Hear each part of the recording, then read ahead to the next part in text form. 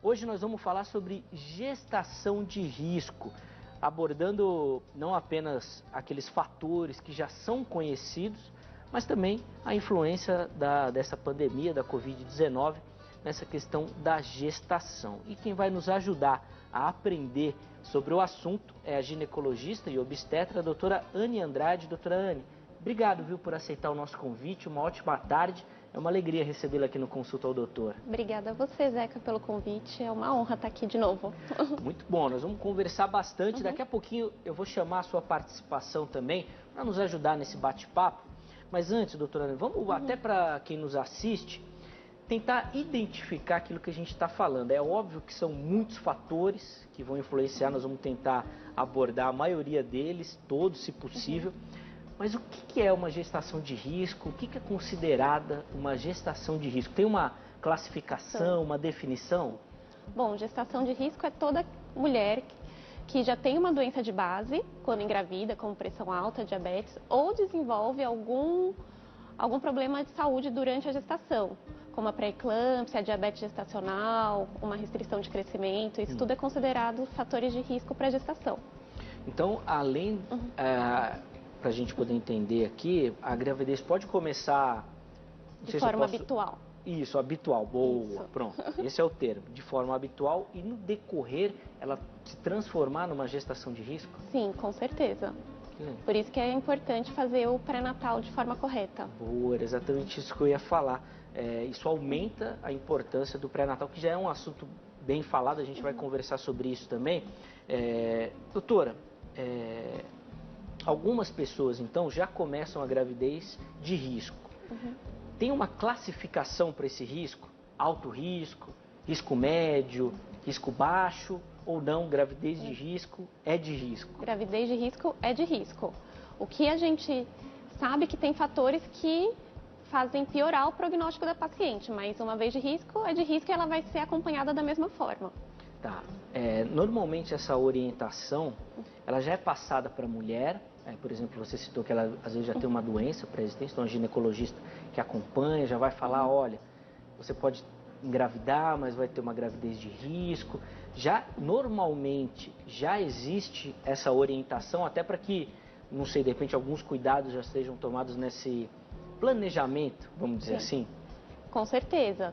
A mulher que quer engravidar, ela faz um planejamento realmente, pré-concepção. Então, se ela for hipertensa, a gente tem que ajustar as medicações dela, porque pode ser que não possa ser usada durante a gestação. A gente tem que usar medicações antes da concepção, que tem que ser mantidas durante toda a gestação. Aí vai depender muito de cada caso, né? Qual é o problema de saúde que ela tem. Tá, e aí eu vou fazer uma pergunta, doutora, no seguinte sentido, a gente até pegou algumas participações de telespectador aqui no Consulta ao Doutor, em outras edições, de médicos que às vezes, pelo histórico da paciente ou por algum problema, acabam freando esse desejo da mulher. Olha, melhor você não ter, olha, tem isso, olha, tem aquilo. Se isso é um desejo da mulher, ela consegue procurar um profissional, um obstetra, que seja especialista nessa questão do risco da gravidez, um profissional que vai trabalhar de maneira específica nessa área, de repente da pressão alta ou da diabetes. Ela consegue encontrar profissional que tenha especialidade nessas questões de gravidez de risco? Sim, existem especializações que é em gestação de alto risco. Legal. E é recomendado essas pacientes passarem com esse especialista. Porém, tem algumas situações que a gente realmente não recomenda a gestação. Legal. Mas se a paciente quiser engravidar, ela tem esse desejo, ela tem que estar ciente de todos os riscos e probabilidades dessa gestação evoluir mal, tanto para o bebê como para ela. Sim. Eu fiz essa pergunta porque eu fico imaginando que é um momento tão especial, né? Para a mulher, para o casal, às vezes um desejo antigo, um sonho. E às vezes essa notícia cai como um peso. E eu fiz essa pergunta no sentido exatamente de oferecer uma possibilidade. Porque às vezes a pessoa tem realmente um problema de saúde, mas não necessariamente é um impeditivo. Porque uma gravidez, ainda que de alto risco, bem acompanhada, monitorada com um pré-natal bem feito, é possível de ser levada a termo dentro dos padrões e com saúde tanto para a mãe quanto para o bebê, não é isso? Com certeza. O mais importante é ela ter consciência que ela tem um problema, mas que, se tratado de forma adequada, ela pode ter uma gestação sem problema nenhum. Doutora, até para a gente poder depois ir afunilando a questão do risco e desses problemas que envolve, vamos falar de maneira geral, assim, da gestação, daquela que é o habitual. Eu vou me esforçar para não fugir do termo, tá bom? Quanto tempo, por exemplo, é uma gestação habitual, em semanas, né? Qual que é o ideal? A partir de que momento a gente já sai daquela questão de ser um bebê prematuro, máximo de semana? Como é que funciona isso dentro dessa habitualidade? Então, a gente fala que um bebê é de termo quando ele chega na 37ª semana. Tá. A gente pode levar essa gestação até 42 semanas. Por protocolo, a maioria das maternidades aqui do estado de São Paulo, a gente leva até 41 semanas. Tá. Por saber que depois desse tempo pode acrescentar alguns riscos, mas essa paciente, depois da 40ª semana, que é a data provável do parto, ela passa a ser monitorizada mais de perto. Dia sim, dia não, ela vai com o seu médico ou vai na maternidade para ser avaliada. Tá. A gente vai entrar melhor depois nesses protocolos, tentar entender isso direitinho, mas vamos atender uma ligação. A gente já tem uma telespectadora na linha. Quem vai falar com a gente é a Dilma. Ela fala lá de Ji-Paraná, no estado de Rondônia. Dilma, uma ótima tarde para você. Seja muito bem-vinda ao nosso bate-papo. Você consegue me ouvir corretamente? Sim, consigo. Muito bom, Dilma. Olha só, a doutora Anne também já te escuta. Pode ficar à vontade para fazer a sua pergunta, tá bom? Ok, obrigada. Eu tenho uma filha, ela tem 41 anos e 3 meses. Ficou grávida, o primeiro filho, a gestação foi tranquila, normal, mas só que deu diabetes. No 6º mês, aquele diabetes estacional que ele teve. Eu quero saber se o diabetes acaba quando o neném já nasceu, ou continue ela tendo diabetes. Tá bom, Dilma. Obrigado, viu, pela sua participação, pela sua pergunta. A questão da diabetes gestacional, a dúvida dela é se essa diabetes continua ou se ela interrompe com o término da gravidez. Então, a gente vai descobrir isso, na verdade, depois de 40 dias pós-parto, que a gente vai repetir o exame de diabetes para ver se ela curou da diabetes gestacional ou se ela vai permanecer diabética para o resto da vida. Isso pode acontecer. Tá. E aí o bebê? O bebê não. O bebê, quando ele nasce, ele tem que fazer alguns exames para ver se ele vai sofrer com a falta de açúcar. Tá. Porque a grande questão do bebê da mãe diabética é que ele recebe muito açúcar e quando ele nasce ele fica sem esse tanto. Então ele pode fazer hipoglicemia, por protocolo se faz o ecocardiograma do bebê depois que ele nasce também, para ver se está tudo certo. Muito bom, obrigado, viu, Dilma, pela sua participação.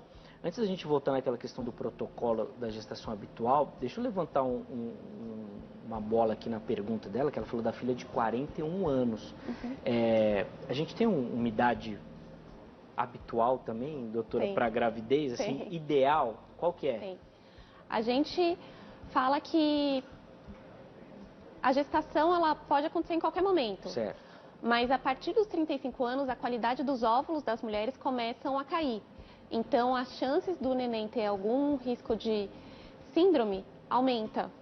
Então, e os riscos de desenvolver pré-eclâmpsia, diabetes gestacional, eles aumentam também nessa curva. A partir dos 35? A partir dos 35 anos. Então, é uma questão que, infelizmente, a gente não tem como retardar.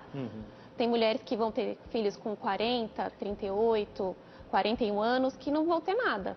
Mas a gente sabe que elas já ligam uma luzinha pra gente. Nossa, porque com o desenvolvimento da sociedade, a mulher com mais responsabilidades, né, trabalhando fora, cuidando da casa, normalmente, né, formação, estudar, uma série de situações, isso foi retardando cada vez mais a questão da gravidez também.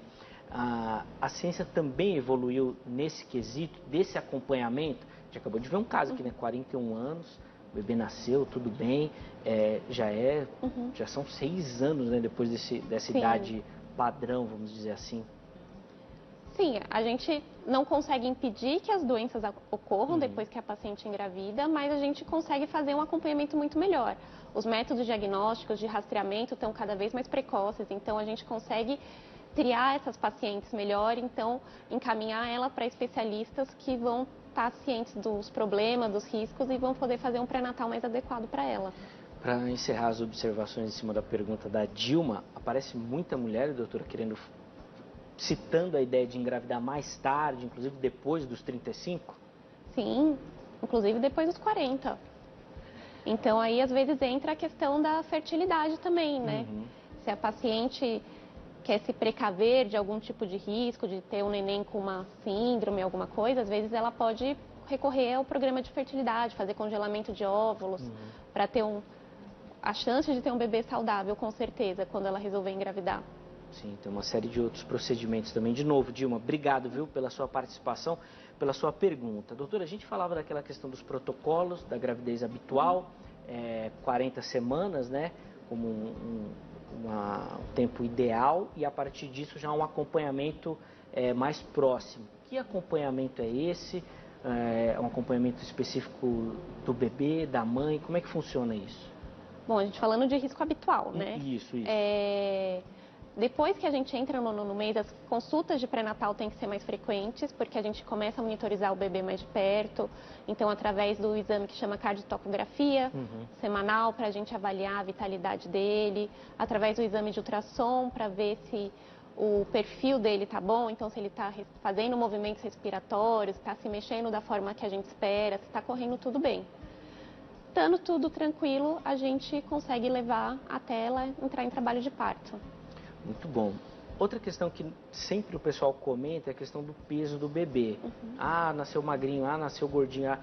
Tem também esses parâmetros? Qual que é o parâmetro dessa gravidez habitual também, né? Para a gente colocar aqui, vamos dizer assim, o habitual e depois a gente vai trabalhando com os riscos em cima dessa questão.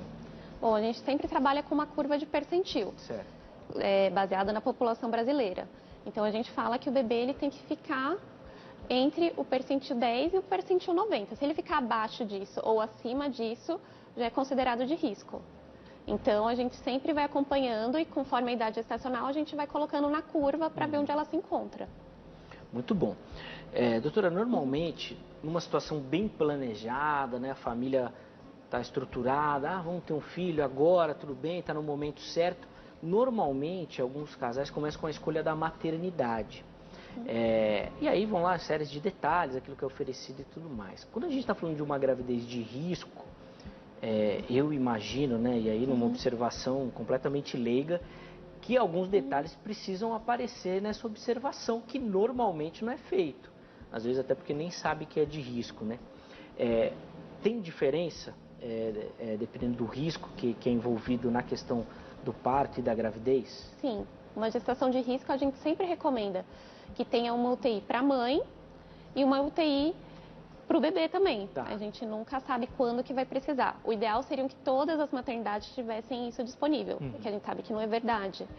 Então, essas pacientes de risco, elas têm que ser encaminhadas para serviços de referência, que tenham estrutura para receber essa paciente caso alguma intercorrência ocorra. Outra questão nesse detalhe, envolvendo tanto a escolha, né, como o risco também envolvido, principalmente nessa questão da maternidade e tudo mais, é a própria escolha do obstetra que vai acompanhar essa gestação. A gente está falando aqui de um país continental, então às vezes a gente tem um padrão e um protocolo aqui em São Paulo que a gente não encontra em todos os lugares. Normalmente, a gente imaginando aqui que a pessoa vai fazer um atendimento pelo SUS, ela não tem aquele contato, às vezes, direto com o obstetra. Que tipo de precaução ela tem que ter no sentido dessa questão de uma emergência? Alguma alteração corre para o pronto-socorro? Ou dependendo do que for, consegue esperar? Numa gravidez de risco, que tipo de atenção a mãe, né, os pais precisam ter nesse sentido, doutor? Pensando em questão de público de SUS, até no particular também, um cartão de pré-natal bem feito. Legal. Porque se ela tiver alguma emergência, a maternidade que ela for, o médico que for atender ela, o plantonista que for atender ela, vai saber qual o problema dela, quais medicações que ela usa, o que ela pode estar passando, e aí entrar em contato ou internar a paciente para fazer o segmento com o plantão mesmo. Sim. Então, basicamente é um cartão de pré-natal bem feito e as orientações do pré-natalista que está fazendo o acompanhamento dela. Então, fazer orientações, se caso for uma hipertensa, falar, se a pressão tiver maior que 16/9, 16/10, tem que ir na maternidade procurar ajuda. Se tiver um sangramento tipo menstruação, tem que procurar ajuda. Se ele vê que os controles da diabetes não estão adequados, ele encaminha para fazer uma internação para controlar isso de forma melhor. Depois eu vou refazer essa pergunta também sobre o cartão do pré-natal. Mas vamos atender uma outra ligação agora lá de Goiânia, Goiás, e quem vai falar com a gente é a Edinamar. Edinamar, uma ótima tarde para você, seja muito bem-vinda ao nosso bate-papo. Você está me escutando direitinho? Tô sim. Muito bom, olha só, pode ficar à vontade, a doutora Anne também já te escuta, pode fazer a sua pergunta, por favor.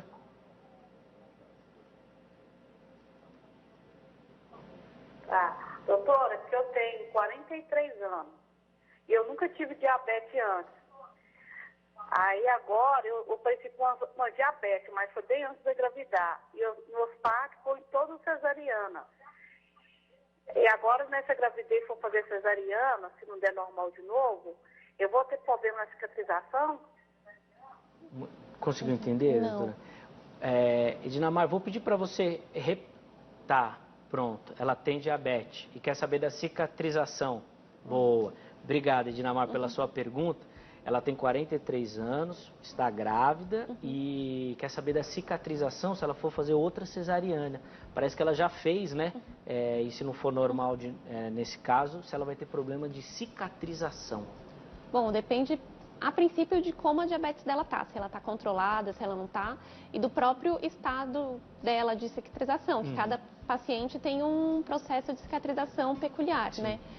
Mas, em vista de diabetes, se a gente saber que o processo de cicatrização é mais difícil, a gente pode recomendar pomadas que ajudam esse processo para ela não ficar com uma cicatriz feia. Tá certo. Obrigado, viu, Edinamar, pela sua participação, pela pergunta. 43 anos e grávida, doutora. Nós estamos aqui realmente enfrentando essa curva aí bem fora daquilo que a gente falou. A questão do cartão pré-natal. Primeiro, é obrigatório o cartão? Assim, não é obrigatório, não é uma norma. Tá. Muitos médicos não fazem, mas é recomendado. Certo. Porque se por acaso a paciente desmaia na rua e vai ser levada para um serviço que ela não consegue se comunicar, ali tem todas as informações dela, de como que está evoluindo a gestação dela, se ela tem algum problema, dos exames que ela fez, do tipo sanguíneo dela. Então, vai ser como se fosse um documento. Sim. Então, eu sempre recomendo as minhas pacientes a andarem com cartão de pré-natal para qualquer lugar que elas forem. É tipo um segundo RG. Para saber que se acontecer alguma coisa, ela já está tudo ali explicado e ela não precisa, às vezes, falar o que está acontecendo, né? E é importantíssima essa informação, até porque se de repente a pessoa encontra um médico, não tem, para ela pedir ou então procurar outro que faça exatamente por essa questão, principalmente numa necessidade de emergência, numa gravidez que já tem algum risco envolvido, né? Um risco maior. A questão do pré-natal, para a gente entender, fazendo uma comparação, uma gravidez habitual e uma de risco.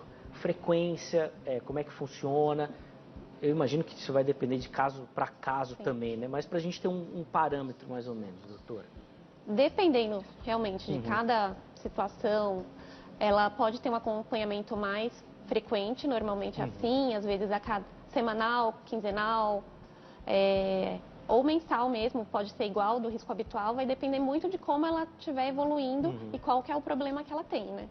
Sim, é para fazer esse acompanhamento. Outra questão que eu imagino também muito importante é o acompanhamento da família, porque já envolvendo algum risco, a mulher, obviamente, independente de ser um momento super importante, alguma coisa sempre vai ficar, dela sabendo que tem algum problema. E, nesse caso, o suporte familiar vai ser muito importante.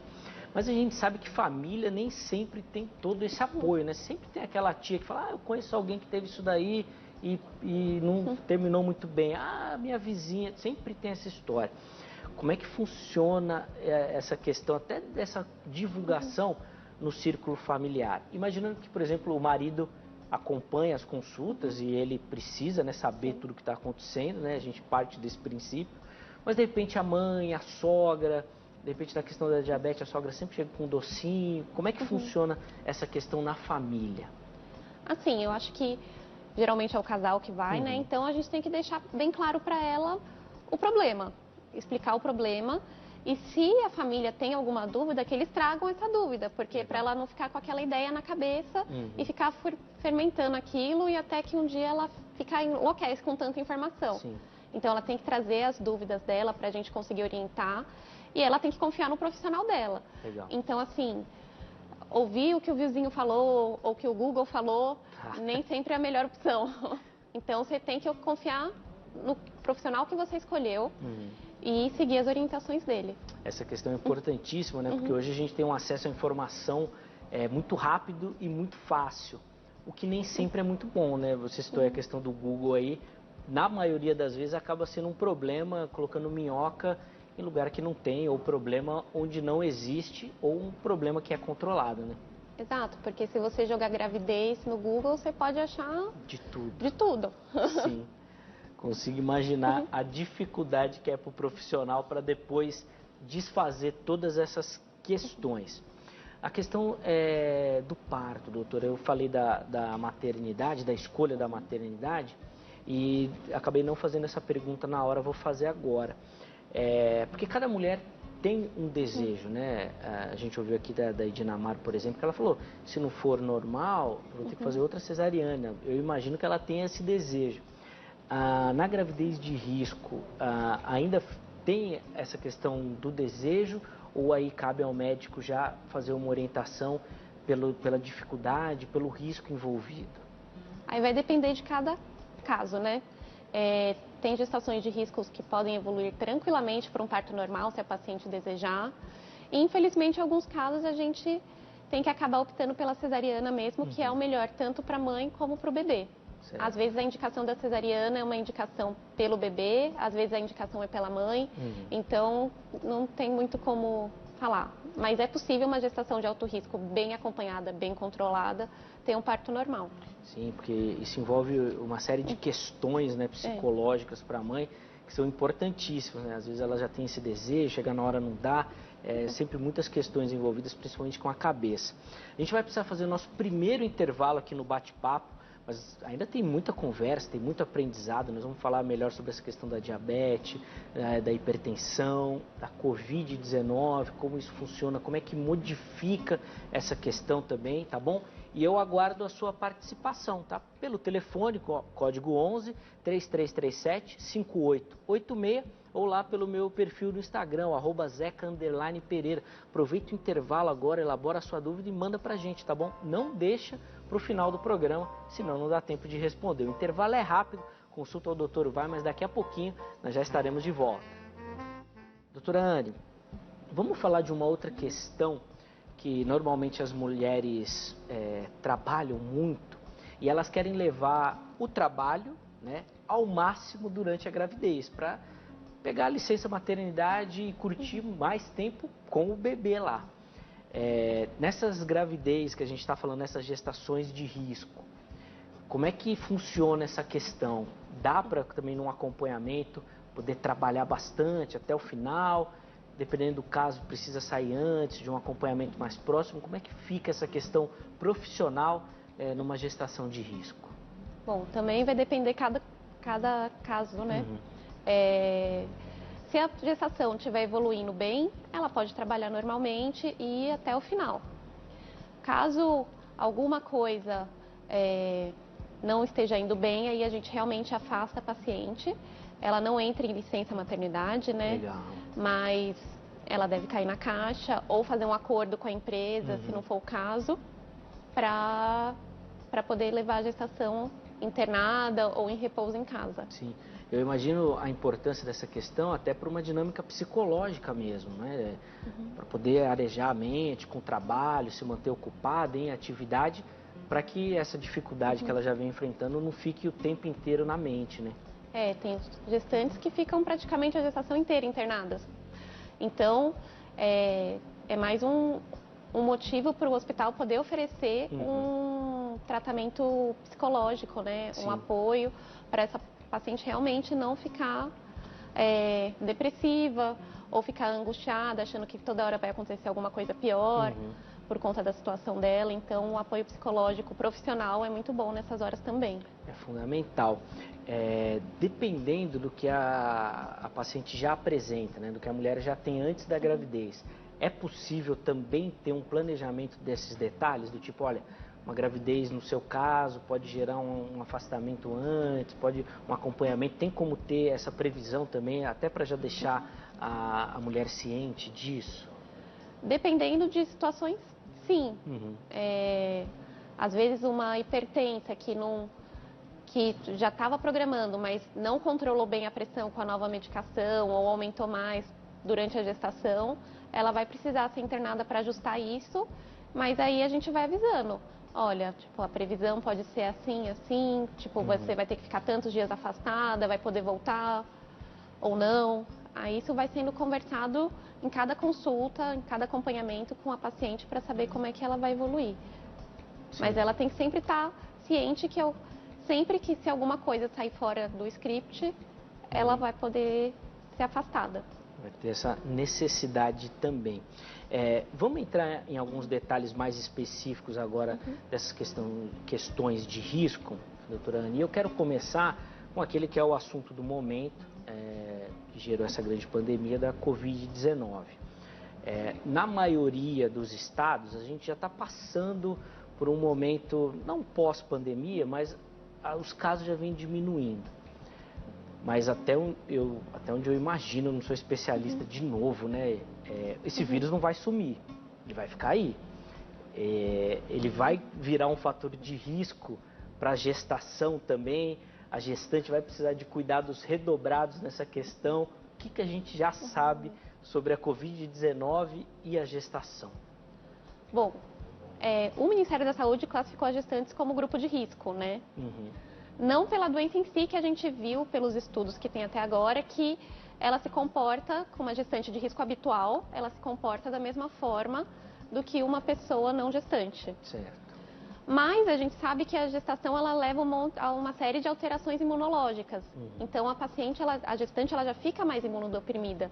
Então, e a gente já tem a história prévia de outras infecções do vírus, dos primos do Covid, Sim. né? Então, a gente sabe que pode causar alterações graves nas gestantes, então a gente classifica essas gestantes como risco, então os cuidados vão ser sempre os mesmos, que nem agora, antigamente a gente continua orientando as pacientes a usar repelente por conta do vírus da dengue, Sim. da zika, a gente agora vai começar a passar a orientar as pacientes a fazer uma higienização melhor, andar com álcool em gel, fazer o uso de máscara. Então, é um a mais que as gestantes vão levar agora. Sim, com certeza. Não só no momento, mas até que tudo isso normalize, com uma vacina, algo do tipo, esses detalhes vão estar muito presentes nessas gestações, né? Exato. Com certeza, vale o alerta também. Vamos falar um pouco da diabetes também, doutora, para a gente tentar entender a influência dela na gestação. Vamos começar com uma paciente que já tem a diabetes. Como é que funciona isso? Que tipo de orientação, que acompanhamento que ela precisa ter durante esse período? Bom, geralmente a gente utiliza a insulina. A gente tende a retirar as drogas hipoglicemiantes, apesar delas poderem ser usadas, mas elas às vezes são um pouco mais difíceis de manejar. Tá. Então a gente tem que fazer o controle glicêmico dela. Antes dela engravidar, ela tem que estar super bem controladinha. E aí, ela vai ter que, assim que engravidar, vai ter que começar a fazer o acompanhamento com destro, que é furar o dedinho para pegar a gotinha de sangue para ver como é que está ficando as glicemias dela antes das refeições e após as refeições. Para a gente ver se a gente vai ter que ajustar, como que a gente vai ajustar, para ela ficar bem acompanhada. Muito bom. A gente vai falar mais sobre essa questão da diabetes também. Vamos atender uma outra ligação, mais uma telespectadora na linha. Quem vai falar com a gente é a Cristiane, ela é lá de Belém do Pará. Cristiane, uma ótima tarde para você. Seja muito bem-vinda ao nosso bate-papo. Você consegue me ouvir bem? Consigo. Muito bom, Cristiane. Nós também já estamos te ouvindo aqui, doutora Anne também. Pode ficar à vontade para fazer a sua pergunta, por favor. Boa tarde, Zeca. Boa tarde, doutora Anne. A minha dúvida é a seguinte, é porque há 11 anos atrás eu tive uma gravidez de alto risco, me deu pré-eclâmpsia, albumina, eu tive depressão pós-parto. E até hoje eu faço tratamento para depressão. Eu queria saber, hoje em dia, eu estou com 41 anos, quais são os riscos de uma possível gravidez para mim hoje em dia? Quais são os possíveis riscos? Muito bom, Cristiane. Obrigado, viu, pela sua participação, pela sua ligação, pelo seu depoimento também.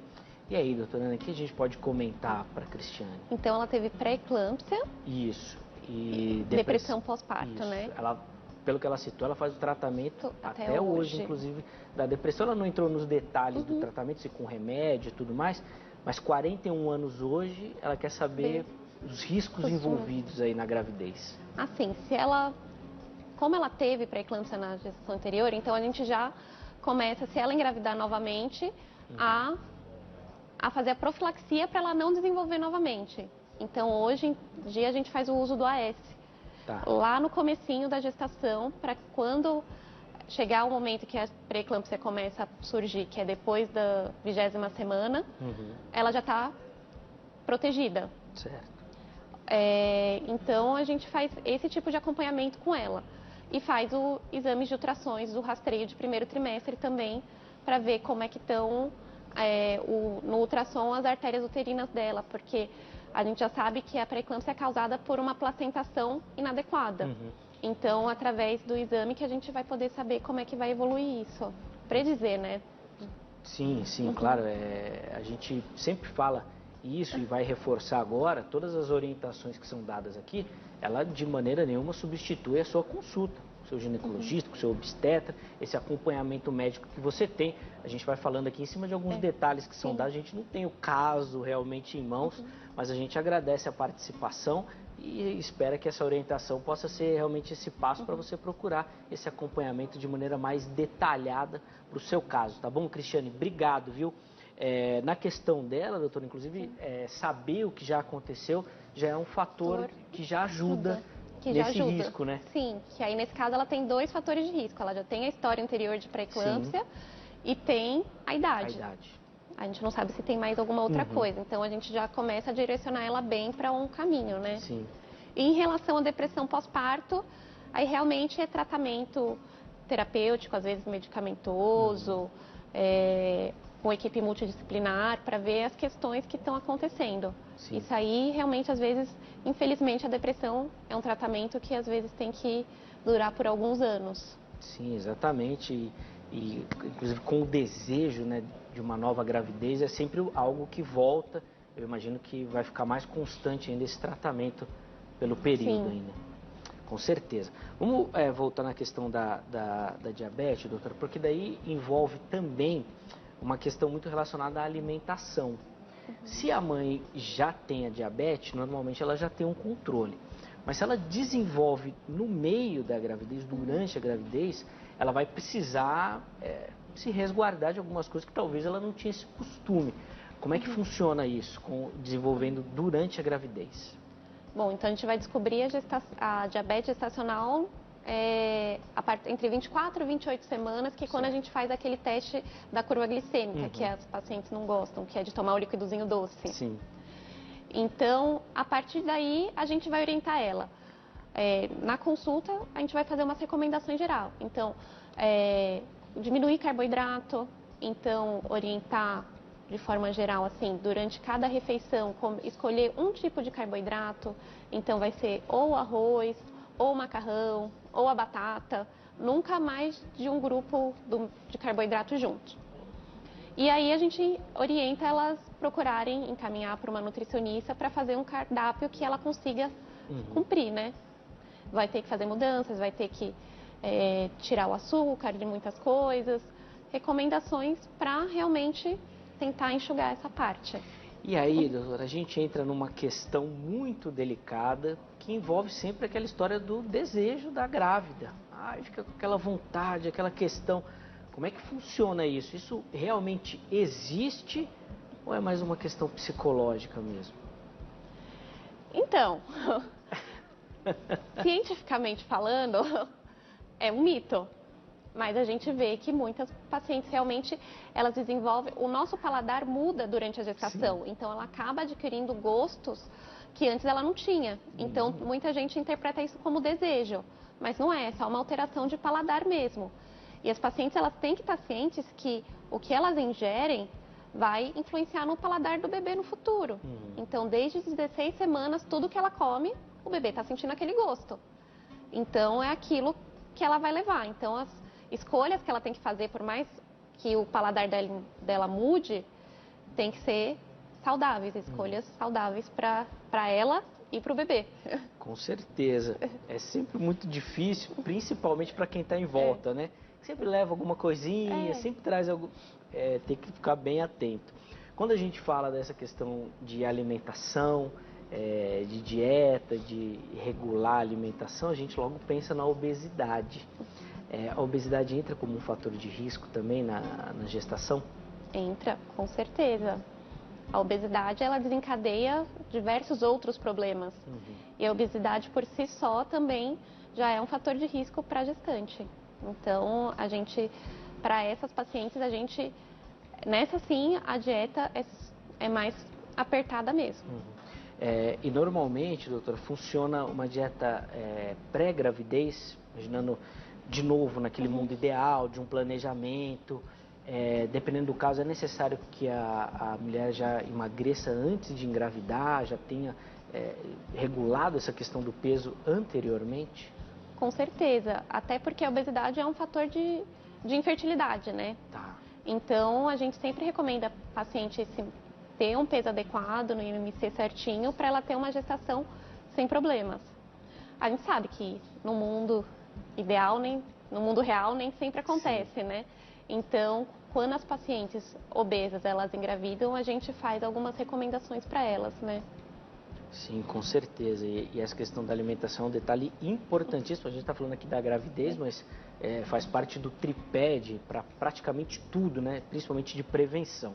Antes da gente continuar aqui com as minhas perguntas, vamos atender mais uma ligação e a gente vai lá agora para Rio Branco, no Acre. Olha só que legal, quem vai falar com a gente agora é a Maria. Maria, uma ótima tarde para você, seja muito bem-vinda ao nosso bate-papo. Tá me escutando bem?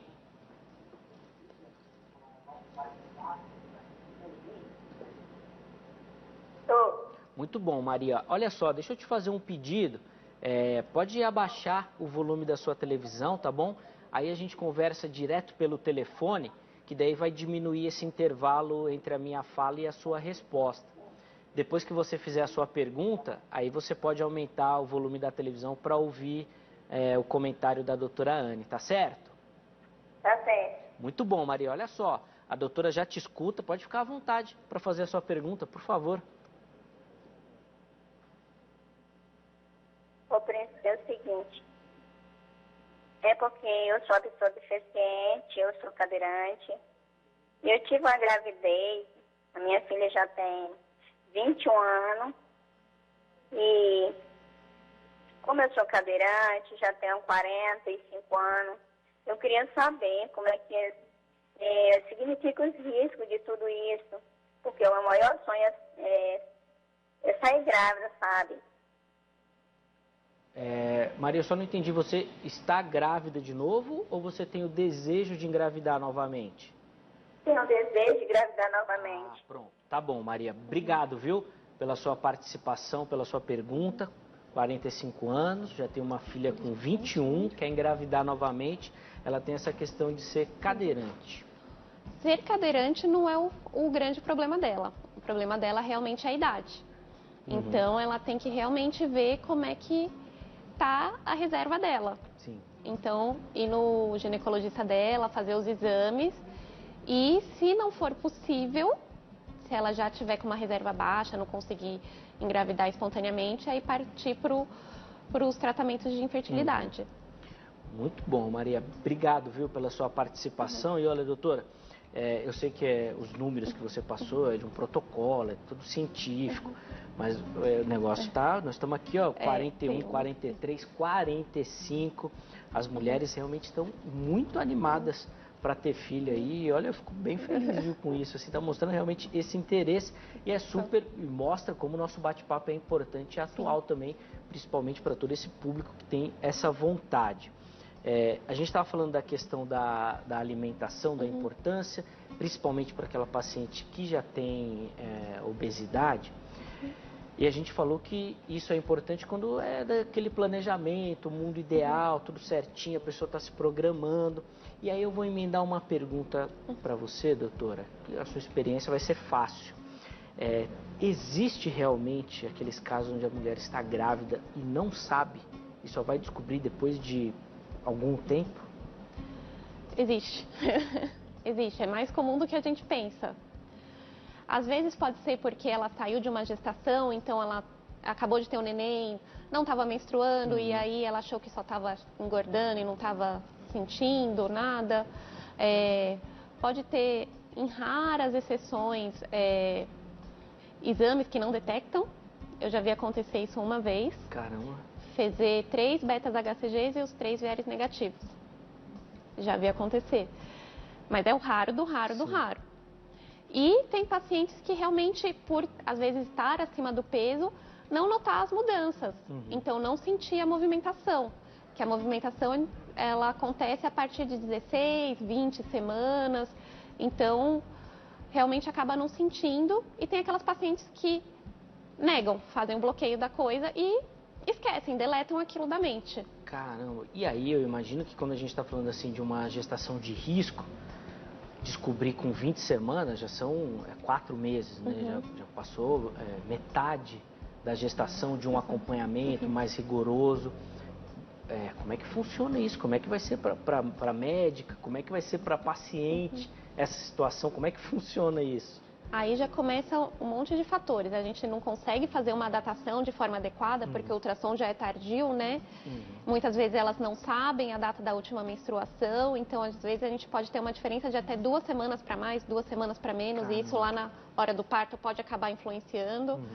Então, é fazer exames e um acompanhamento de perto. Se ela já tem algum problema de saúde, tentar ajustar as medicações dela para a gestação e torcer, não tem muito o que fazer, né? Se ela estava usando medicação que não podia, a gente vai avaliar no ultrassom se tem algum dano, algum déficit, e após o nascimento também, que algumas situações só depois que nasce realmente, e acompanhar, né? E acompanhar a partir daquele momento ali, ver o que estava acontecendo. Eu imagino que também existam muitos casos daquela gravidez que não é planejada. Ainda que descubra cedo, mas não tinha um planejamento, não estava, de repente, se cuidando como deveria. Nesses casos, também é possível acompanhar de maneira correta, fazer um pré-natal para ajustar tudo aquilo que poderia ter sido feito antes, mas a partir daquele momento vai precisar ser feito? Sim, aí a partir do momento que a paciente chega falando que está grávida e ela tem um problema de saúde, a gente vai fazer o ajuste naquele momento. O ideal, o mundo perfeito seria ter feito antes? Sim, mas não deu, então a gente faz na hora que ela chega pra gente, da melhor forma possível. Da maneira que der para acompanhar também. Vamos falar da questão da hipertensão, que também é um fator de risco, né? A gente já citou aqui. Como é que funciona nesse detalhe? Porque em alguns casos também é o uso de medicamento também. Como é que funciona dessa questão? As pacientes que já tinham pressão alta antes da gestação, se elas estão com planejamento de engravidar, a gente faz a troca das medicações. Para medicações que são seguras na gestação. Legal, isso antes já, certo? Se ela engravidar e não saber depois, a gente vai fazer aquele ajuste na hora. E aí a gente vai fazendo um acompanhamento de perto para ver a questão da dosagem. A gente começa com uma dosagem mais ou menos similar do que ela fazia antes, e depois a gente vai ajustando com os controles. A gente vai pedir para ela fazer uma curva pressórica em casa, vai pedir para ela voltar com uma semana para a gente ver onde a gente tem que ajustar, onde não tem que ajustar. Se ficar muito descontrolada, a gente faz uma internação para fazer esse controle internada. detalhe importante também nessa questão da pressão é a alimentação também. Mais uma vez ela aparece aí também como um regulador nesse quesito, né, doutor? Isso, aí fazer uma dieta hipossódica, sem sal. Na questão da hipertensão, existem problemas associados com relação ao próprio momento do parto, de um acompanhamento mais próximo, por conta dessa variação? No que isso vai acabar interferindo também? Para as pacientes que têm pressão alta, a gente fica mais atenta em dois momentos. Na segunda metade da gestação, que é quando a pré-eclâmpsia pode surgir junto, e aí tornar uma situação mais delicada, e mais perto do parto mesmo, porque a gente sabe que a pressão da gestante ela varia durante a gestação. Então, no primeiro momento ela cai, depois ela sobe um pouquinho e depois ela volta a estabilizar. Então, isso tudo a gente tem que ficar acompanhando de perto. Tá, tem que estar monitorando. Para a gente também abordar essa questão, que também é sempre muito falada, que é da atividade física durante a gestação. Como é que isso vai funcionar nessa gravidez de risco aí, doutora? Aí vai depender de cada caso, né? Se for uma diabética, uma hipertensa, a gente recomenda que ela faça uma atividade física, né? Que vai ser bom para elas, tipo, estar em movimento. Se a paciente já tinha uma rotina de exercícios, a gente pede para ela manter.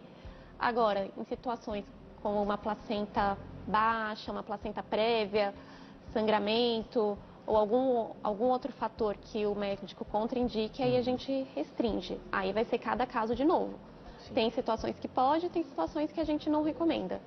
Tudo precisa ser analisado caso a caso. Olha só, nós vamos precisar fazer mais um intervalo no nosso bate-papo. Esse é nosso último break, mas ainda tem mais conversa aqui no Consulta ao Doutor. A gente vai falar mais sobre gestação de risco e no próximo bloco eu vou pegar a sua pergunta, tanto de você que ligou e deixou a sua pergunta com a produção, quanto você que enviou aqui pelo meu Instagram também. Aproveita esse intervalo e manda sua dúvida, vai ser no próximo bloco, tá bom? Aparece aí na sua tela o meu perfil, @zeca_pereira. Nós vamos fazer um bloco aí de perguntas e respostas de você, telespectador que enviou, tá bom? O intervalo é rápido, Consulta ao Doutor vai daqui a pouquinho, nós já estaremos de volta. Doutora Anne, vamos pegar algumas perguntas que chegaram também das nossas telespectadoras, né? Porque eu sempre faço essa observação que a gente sempre tem participação de mulher. A maioria das vezes, hoje então, não tem nem como, né? Porque os homens parece que eles não cuidam da saúde, doutora. Já cheguei à conclusão aqui que o homem é largado com a saúde, não fala, e aí da gestação então, já ficou comprovado que o homem não engravida junto com a mulher só pela participação dos homens aqui. Olha só, Evaneide de São Ramon, lá no Piauí, ela pede para a doutora falar sobre útero virado. Primeiro, o que seria isso, doutora, e se é um fator de risco também na gestação? O útero virado é o útero retrovertido, nada mais é do que o útero estar em outra posição. Tá. Ele não é um fator de risco para a gestação, ele só é uma mudança... Como é que me fugiu a palavra? É uma variação da normalidade. Tá. Mas não é de risco, não impede, não dificulta engravidar, não leva uma gestação de risco. Muito bom, obrigado, viu, gente, pela sua pergunta e participação.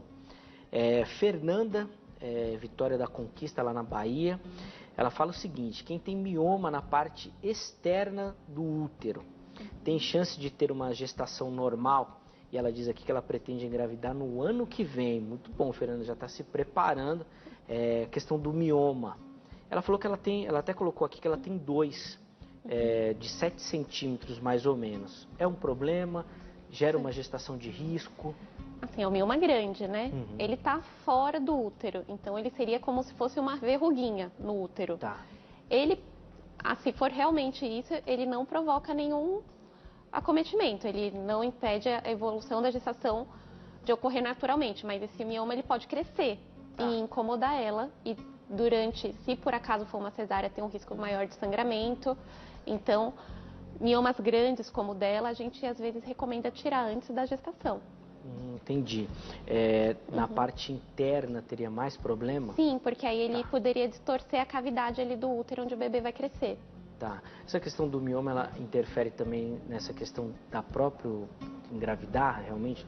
Gera mais dificuldade para engravidar? Em alguns casos, sim. Tá. Muito bom. Obrigado, viu, Fernanda, pela sua participação, pela sua pergunta.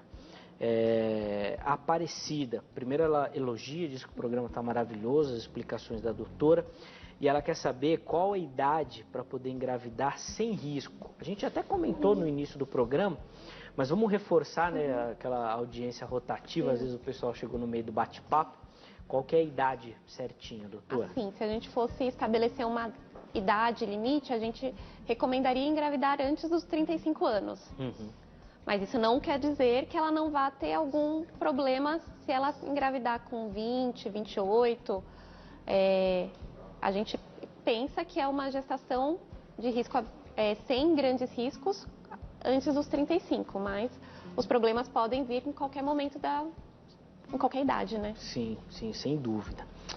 Regina, do Rio de Janeiro, ela está grávida 7 meses e os batimentos vivem em 117. Ela diz que ela é hipertensa.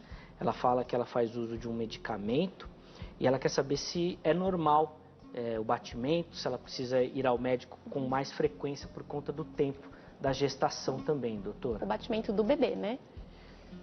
Ela falou que meus batimentos vivem em 117. Ela não falou que é do bebê, mas de repente pode até explicar essa variação também da mãe e do bebê, doutora. Bom, o da mãe não tá normal.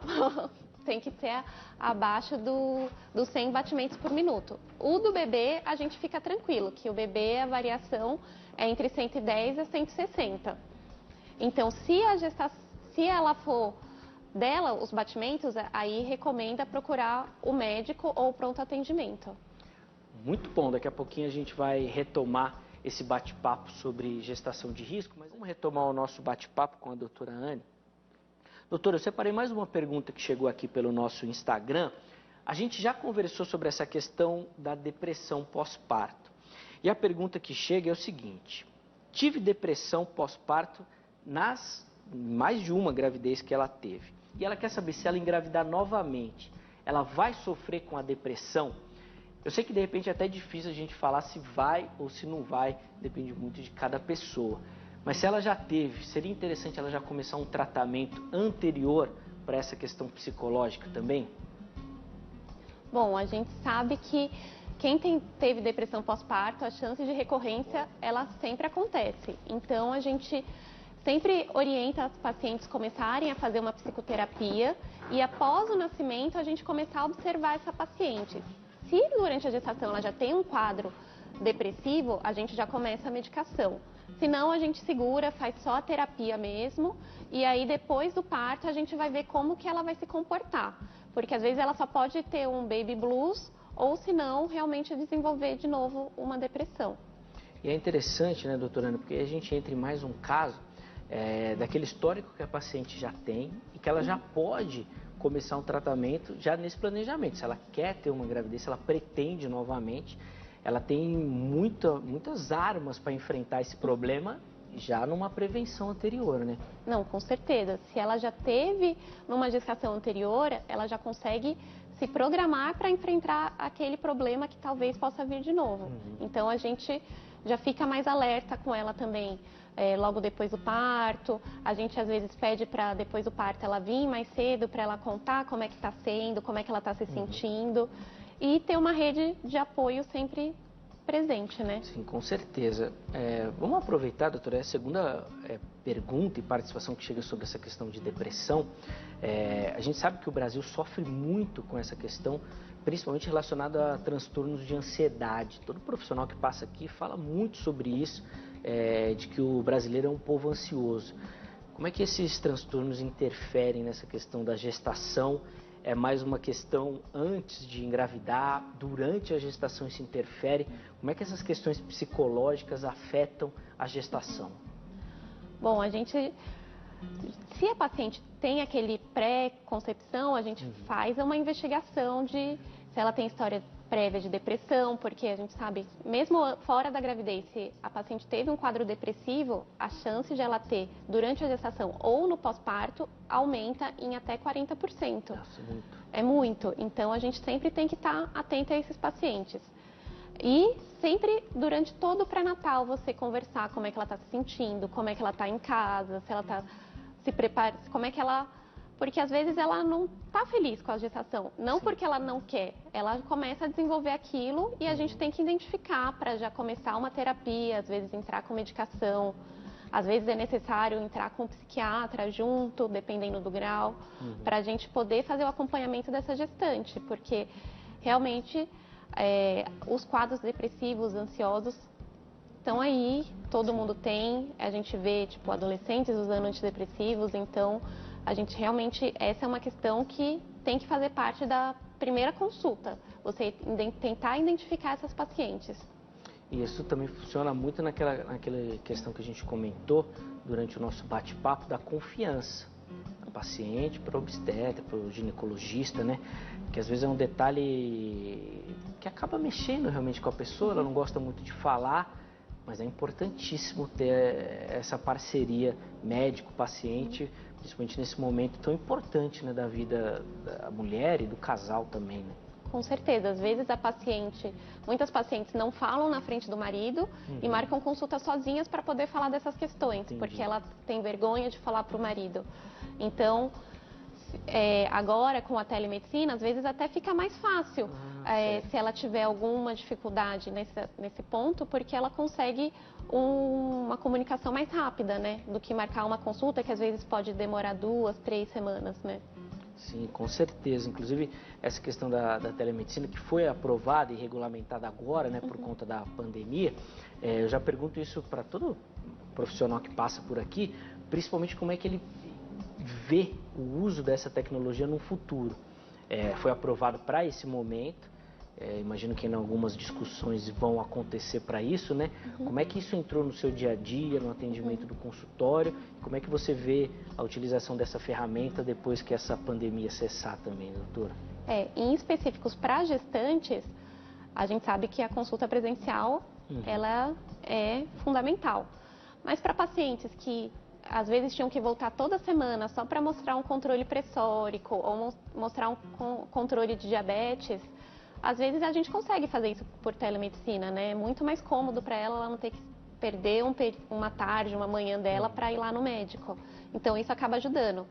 Mas para gestantes, no geral, a gente sabe que o exame físico é fundamental, então as consultas presenciais precisam ser mantidas. Mas para essas questões pontuais, de mostrar exame, ou fazer uma primeira consulta, às vezes só para a paciente conhecer o médico, ver se ela gosta do atendimento e depois fazer uma consulta presencial, eu acho super válida.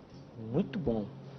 Olha só, a pergunta da Maria, também elogiando o programa, elogiando a participação da doutora, e ela quer saber dos riscos de uma gravidez depois dos 50, para uma mulher que nunca teve vontade de ter filhos, mas agora decide engravidar. E ela coloca um adendo aqui, doutora, para te ajudar, vamos dizer assim, né? E que já está no período da menopausa. Como é que funciona aí todo esse pacote? Vamos lá. Bom, a legislação brasileira, ela autoriza a fertilização até os 50 anos. Tá. Essa paciente ela já está na menopausa, então ela precisaria de uma ovodoação. Então ela precisaria pegar um óvulo de uma outra mulher, juntar com o espermatozoide do marido dela para poder fecundar. E tem que ser até os 50, que é a idade limite que a legislação brasileira permite. Tá. Doutora, imaginando que a tecnologia deu certo, funcionou, fez a fertilização, nós estamos falando de uma mulher aqui que está no mínimo 15 anos fora daquela idade sem risco. Já avançou 15 anos no risco. Como é que vai funcionar o acompanhamento dessa gestação? Igual a uma gestação de 40, tipo, é um acompanhamento mais de perto, fazendo todos os rastreamentos para eclâmpsia, diabetes, avaliar se ela não tem algum outro fator de risco, alguma doença antes da gravidez e ver e ir ajustando. Sim. Doutora, só para a gente também tratar do assunto, nosso tempo infelizmente já está acabando, a gente não falou disso, a gente falou da idade depois, né, do ideal, mas a gente vê muito antes do ideal também. Quais os problemas envolvidos nessa gestação antes da idade ideal?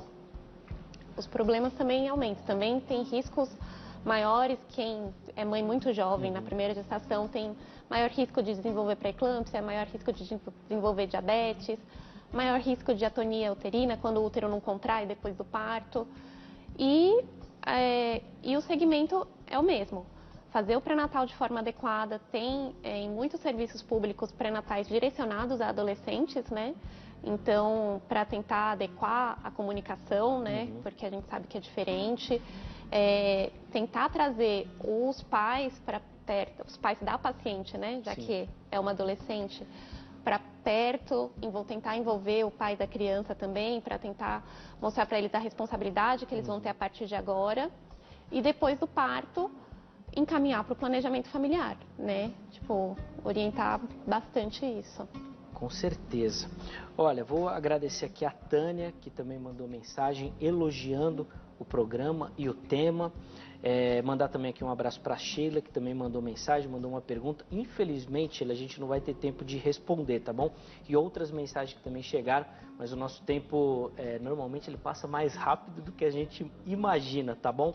E esse nosso bate-papo está chegando ao fim. Mas antes, eu vou passar os contatos da doutora Anne para você que assistiu, poder anotar e também, se ficou alguma dúvida, você entrar em contato, além de acompanhar o trabalho da doutora, tá bom? Vou começar pelo perfil no Instagram, @dra.aneandrade, @dra.aneandrade, aparece aí na sua tela, presta atenção no Anne, 2 N's, tá bom? Ou então pelo telefone, código 11 é o 95413 1407, 95413 1407, também está aí na sua tela. Doutora Anne, novamente, muito obrigado por aceitar o nosso convite. Foi um bate-papo super agradável, tenho certeza que quem acompanhou e eu também, a gente aprendeu bastante nessa tarde. Obrigada a você pelo convite mais uma vez. Muito bom, com certeza, tendo um espacinho também na nossa agenda, a gente vai marcar mais papos sobre gestação, tá bom? Muito obrigado a você que nos acompanhou, você que mandou mensagem, você que assistiu sem participar também, muito obrigado pelo seu carinho, muito obrigado pela audiência, começando mais uma semana que eu tenho certeza que vai ser muito produtiva e de muito aprendizado aqui no Consulta ao Doutor. Um forte abraço a você, respeitando aquele distanciamento social, tá bom? Mas cheio de carinho e até a próxima!